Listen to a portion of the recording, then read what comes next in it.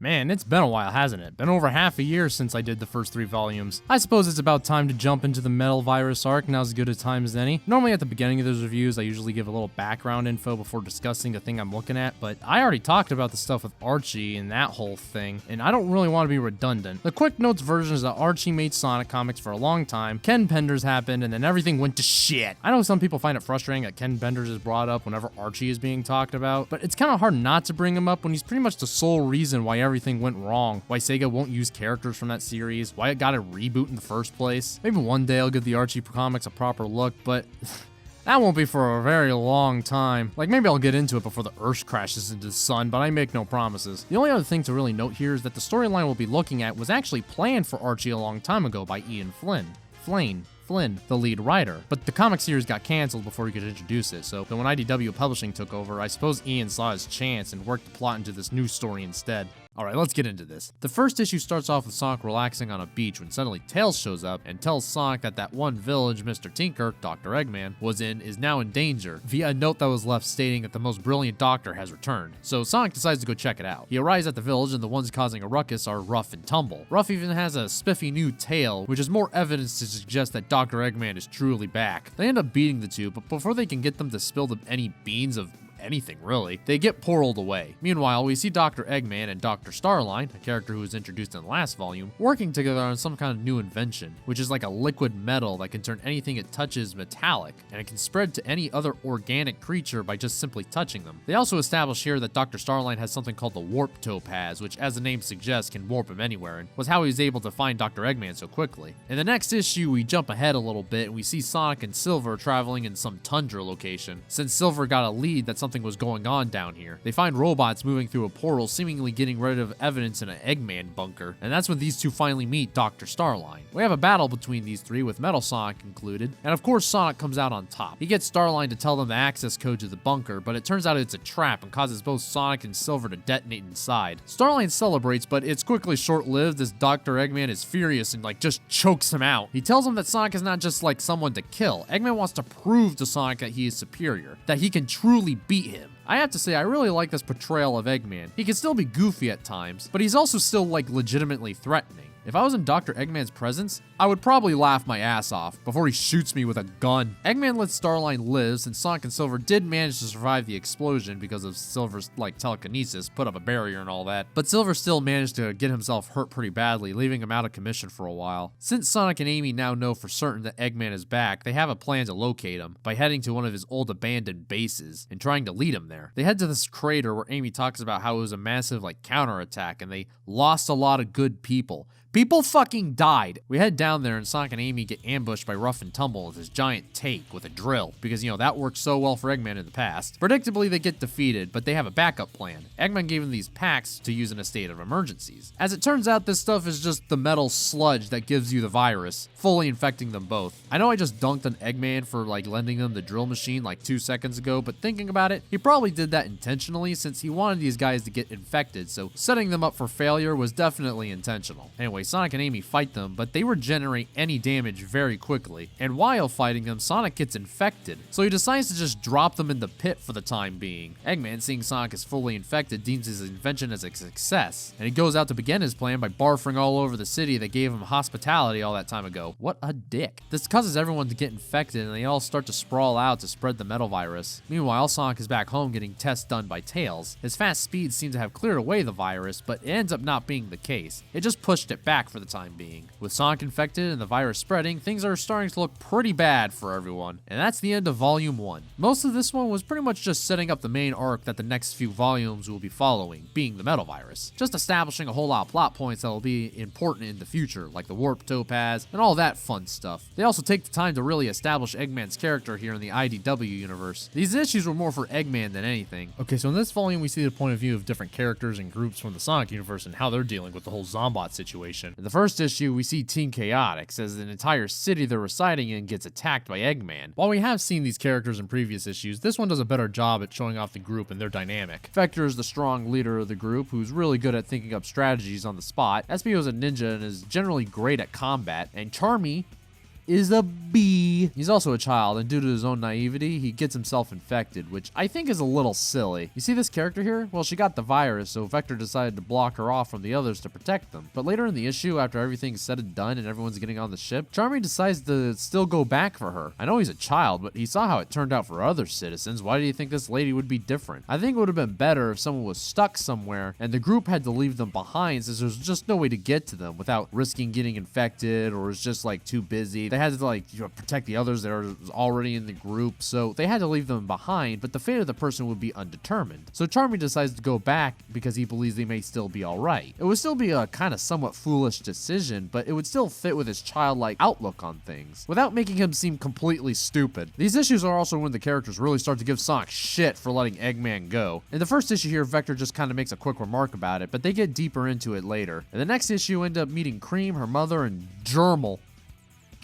Admittedly, the introduction of these characters feel a little rushed. It makes sense since these guys are the only ones who haven't appeared in previous issues in any way, so they try to catch us up to speed by having quick comments referencing past games and so on, like here where Cream tries to talk Gerbil out of attacking him and the Zombots, since they're just victims to Eggman's virus and they don't want to attack people. And to drive this point home, she's like, "Remember when you were under Eggman's control?" And I'm like, "Nope, I sure don't." It's not that big of a deal, but it's something I noticed. This issue also really continues the trend of Sonic having to deal with the consequences of his actions, since Gerbil does make a good point that Sonic is too dangerous to be around Cream since he can spread the virus to her. Not only that, but Sonic really shouldn't even be in the woods at all. Virus can spread to anything organic, which includes plants and trees. So really, he's just a walking hazard here. Maybe these two here he comes across are right in burning the place down. Anyway, by the end, Cream, her mom, and Gerbil manage to escape, but Cream's pet Chows still get infected. Meanwhile, back to Starline and Eggman, we discover that Eggman is starting to lose control over the Zombots, and it's revealed that he didn't really have a plan for this. This shocks Starline, and we actually get to see him quite annoyed with Eggman and his somewhat poor handling of the situation. It basically starts to plant the seeds of what will become a somewhat strained relationship between these two. The next two issues is about Team Dark and how they're handling things. Omega's attempting just to kill them all since they're technically Eggman robots, so he's just blasting them with his machine guns. I really like Omega in these comics. He's always been one of my favorite characters. He's very emotionless and deadpan, which makes him really funny.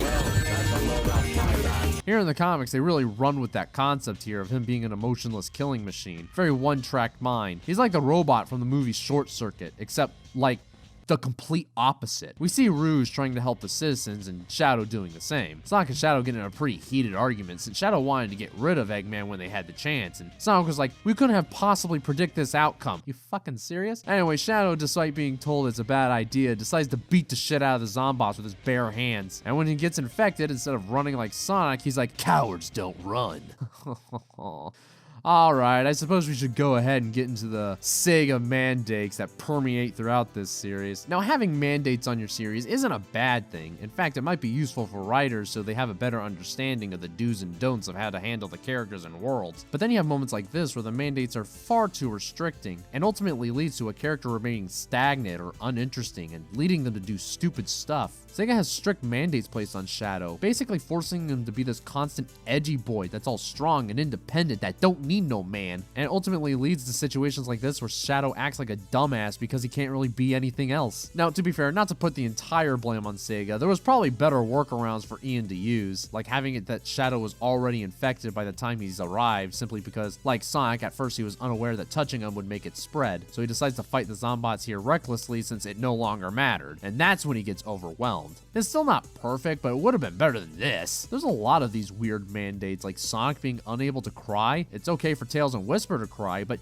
you know, they're little bitches. But not Sonic, he can't cry. Characters can't discuss money? Isn't that like Team Chaotix' whole thing? I remember a while ago that there was this like one prospector guy in Sonic Boom that was originally a scientist, but Sega forced Big Red Button to change it since there was a mandate that only Eggman and Tails can be scientists.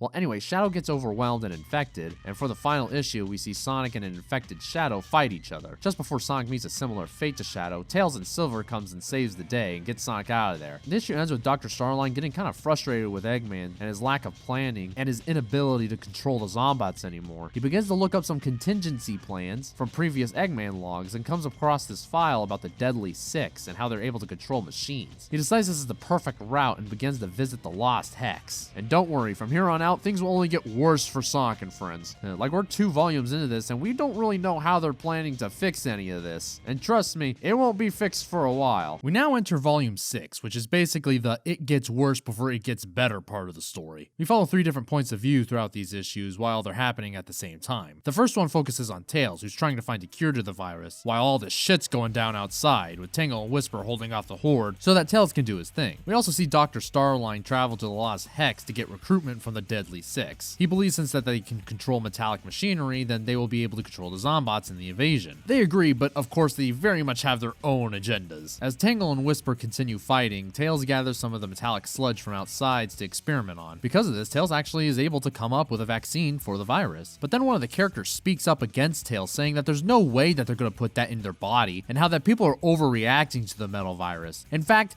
they think that the metal virus isn't even real. It's just a conspiracy made by Dr. Eggman to keep everyone in fear and control. Tails then proceeds to slap them in the face. Tails begins sending the cure over to HQ, but the infected Chao starts messing with the system outside, preventing it from being sent. But that's okay, since Tails can just take the hard drive over there manually. But then the Zombots break in, and Tails drops and breaks it like an asshole, which honestly I think is a little silly, at least the way they present it here is. If they wanted it to break, why not just have one of the Zombots swipe at it or something? They're already here. It wasn't even dropped that far. Tails then rips through the Zombots in his vehicle from Sonic Adventure 2 and starts blasting away at the bastards. Eventually, a rescue ship comes and picks up Tails, Tangle, and Whisper, but they're told that Restoration HQ has fallen, and the next issue shows exactly that. We see Amy keeping tabs on everyone and is really overwhelmed with all the work. Vector and Espio come on board with an infected Charmy they managed to find. Remember when I said like Vector was like the smart one? Yeah, I lied. I lied and you all fell for it, you fucking idiots. Seriously though, what's the plan here? Like, bring him on board and then what? Just hope that Tails has the vaccine and everything works out fine? It makes Vector look like a selfish asshole. I know Charmy's like a kid, but so is Cream. As Gemma points out, they're actively putting everyone in danger. Vector is very lucky that someone else on board had the virus, otherwise he'd look really stupid right now. Oh yeah, by the way, someone else had the virus on the ship and everyone starts rapidly getting infected. And in the panic, the glass holding Charmy breaks. Are you serious? It wasn't even like a special glass to make sure he can't break out of. It was just regular ass glass. Well, this causes pretty much all the survivors to get infected, including Vector and Cream's mother, causing them to have to stay behind. And then it leaves off where the last issue left off, where Tails comes on board and is told that they're fucked. In the next issue, we see Sonic running, trying to help Tails gather data as to why Sonic's speed seems to push the virus back. He spots Eggman in the village, who's trying to regain control of the Zombots. Dr. Eggman and Dr. Starline are having an argument. Starline's frustrated because Eggman doesn't really plan anything ahead, and Eggman's always like pushing aside all of Starline's criticisms. And during this argument, we discover that Eggman didn't make a cure either, so we ain't gonna be getting anything out of him. Sonic comes by and starts to fight with Eggman, as Starline just kind of looks upon him with apathy. In the tussle though, Sonic ends up destroying the device on his arm by accident, so now he has nothing. No vaccine, Tails has no lead, and now Sonic's whole deal is a bust. This volume is basically just summed up as everyone's having a really bad day. It's also really interesting to see Sonic so exhausted. Since he's infected, he's been pretty much running around 24/7. It's really starting to take its toll on him. He looks so defeated here. Sonic returns to his friends, where Espio pretty much immediately berates Sonic for letting Eggman go, in which Sonic replies with the stupidest shit. We have to assume the worst about everyone and everything, show no mercy to anyone, no second chances. Look, second chances and seeing the good in people is nice and all, but this is Dr. Eggman we're talking about. Just take the L, Sonic. Alright, I've been poking fun at this whole thing, but I probably should get in deeper as to why this bothers me so much. For one, it's all handled so clumsily. Okay, so back in the first volume, they discover Eggman who's lost his memories. So they decide to just leave him with no supervision, no people to watch him, security cameras, fucking nothing, which leads to Starline swooping in and taking him away. But that's not really what I have a problem with. As flawed as that setup is, I could make like Jesus Christ and forgive it if they did something interesting with Sonic's dilemma afterwards.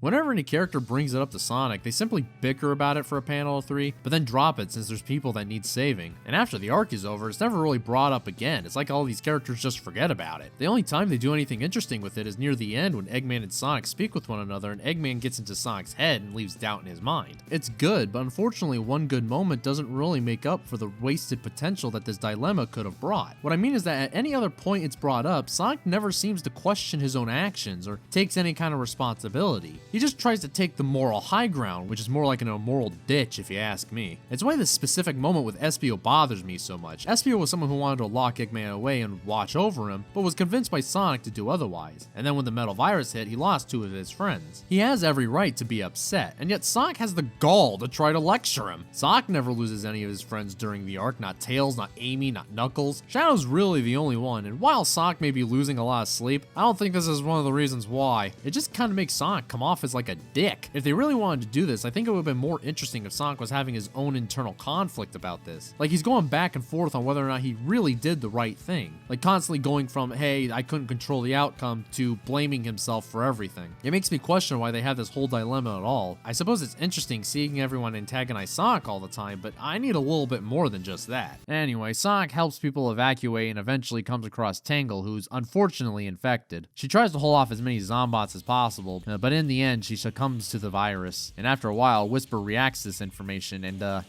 well, she doesn't take it very well. In the end, we see Dr. Starline bring the Deadly Six onto Eggman's ship, and he starts his backup plan for the Zombots. And that's the end of this volume. Yeah, I'd really like to kick all these characters while they're down, although I feel the methods they used to put these characters in worse situations seemed pretty forced. Like Tails dropping the backup thing and it shattered everywhere even though it was 2 inches off the ground. What was that thing made of? Why'd it break so easily? Vector bringing Charmy onto the ship. I know it was technically this guy who started it, but I can't imagine that Charmy made things much better. And he did get Vector infected, so there's that. The only one I can kind of get behind is Sonic's. Him getting in a tussle with Eggman and getting his device broken in the process seems very natural, especially since Dr. Eggman is the direct cause of all this. So Sonic being upset with him and getting in a fight makes sense. It also really leads well into Dr. Starline increasing apathy towards Dr. Eggman. Volume 7 starts with the remaining survivors coming to Angel Island, since it's pretty much the last place in the world that isn't infected by the virus. And we see the gang catch up with Knuckles, who's been completely absent up to this point. We then quickly switch over to Dr. Starline, where we see him bring the Deadly Six to Eggman to help control the Zombots. And almost immediately this backfires. And I really do mean that. Like the very first moment he tries to control them, it all falls apart. They attack them and Dr. Starline and Eggman escape via the Warp Topaz. Now the Deadly Six have access to not just the ship and the virus, but all the Chaos Emeralds as well. So they take the firepower for themselves and they all start to wreak havoc on the Earth. We go back to Sonic and the gang and we see that Starline and Eggman use the Warp Topaz to travel to Angel Island. Now, how did Starline know to take him to this spot specifically? Stop asking questions, I'm not your fucking teacher. They all prepare to beat the airling shit out of these two, but Sonic stops them since they kind of do need Eggman's help since he was the one that created the virus in the first place, so it's safe to assume that he would best know how to figure out how to counteract it. So they start to work together. While the group's working with Eggman, we get this moment with Whisper who's outside and just ready to fucking off the man. This made me laugh just seeing this image. It's too funny. But Cream manages to talk her out of it in a pretty sweet moment when she brings up her mom. The gang are all trying to brainstorm how to stop the virus, and Eggman decides to use Dr. Starline's Warp Topaz so they can teleport everyone so they can get the emeralds. Starline is opposed to this, but Eggman, quite frankly, is done with Starline, so he takes the Warp Topaz and shoves Starline somewhere else, probably to be infected by Zombots. They get ready to split everyone apart so each of them can take one of the Zeddy. And the Babylon Rogues are also here. Yeah, they just kind of show up, no introduction whatsoever. I know they appeared in the Tangle and Whisper issue first, so technically they did have a proper introduction there, but for the main volumes, nothing at all. Not even some brief exposition like with Germal, they just spawned in. Anyway, we have Tails and Amy in the team, Espio by himself, Silver and Whisper, the Babylon Rogues, and Cream and Germal. Yeah, they're sending in the robot to the beings that can control robots, you fucking idiots. The next few parts are pretty straightforward. They fight the Zeddy, ultimately beat them, and get the emeralds and head back. The one with Cream I think is the best one, since in the end, Cream ends up getting infected, and we get this very depressing moment where she's trying to be strong, but you can tell that she's scared out of her mind. So in the end, Germal decides to just throw the emerald through the portal and stay with Cream so that she won't be alone. It's a very sweet moment, I like it a lot. I actually also really like the moment with the Babylon Rogues too. Despite only just meeting them, you do get a real sense of their camaraderie and how they stick together to the very end. Well, after that, they all manage to get the emeralds, with the only one left being the one Zavik has, who uses it to steroid himself up. Sonic, Metal Sonic, and Silver goes to fight, while everyone else tries to hold back the Zombots that Zavik hurled to the island. They manage to get their hands on the final emerald, and they turn into Super Sonic and Super Silver. And using Silver's telekinesis, they're able to take all the metal virus on the world, and then use the Warp Topaz to send it all away, saving the Earth. But due to the instability of the Warp Topaz, it collapses, and Sonic seems to have disappeared. The world is saved, but Sonic is missing, and that concludes the Metal Virus arc. This one was probably the best volume. I really enjoyed the individual moments that the characters were given, like with Cream and Whisper, and Cream and Germal. Anything with Cream in it was great. I think her aspect of the story was probably handled the best. The moment with Espio here is really touching as well. And while they did just kind of pop out of nowhere, I did like the dynamic of the Babylons in their fight. The Super Silver and Super Sonic moment in the end was really sick as well. It does kind of feel like a cheap conclusion just using Super Sonic, but this is the first time we're seeing him in the comics, so I'll allow it. And that's the end. If I had to describe this whole arc in one word, it would be clumsy. The writer, Ian Flynn, really wanted to make a story where all these characters are put in a bad situation that continuously degrades as the story goes on. Unfortunately though, a lot of the story beats that are used to accomplish this are a bit forced and not very well thought out. Charmy saving someone who's already infected, Vector bringing an infected Charmy on board with no real plan, Shadow in general. Let's save some time! These moments make it really hard to get invested. But while the way the story progresses I think is flawed, I really do like seeing how these characters react to these situations and how it keeps getting worse. It's really unnatural to see all these characters so defeated, especially Sonic. Someone who's generally like upbeat and cocky has been brought down to this tired, almost broken individual. It would be like seeing Mario catch Ebola. And there are still many moments throughout the arc that are well done, especially Cream's. I really did feel for her throughout this whole thing. She's just a kid, but she tries her hardest, especially if it means helping her friends. While there were a lot of issues with how the story was told, I did still ultimately like it. Mostly because these characters are just so, well, likable. Eggman I think makes a great villain, and seeing just how vile he can be. Dr. Starline is a good addition as well, and will act as a good counter to Dr. Eggman. But you know what I don't like?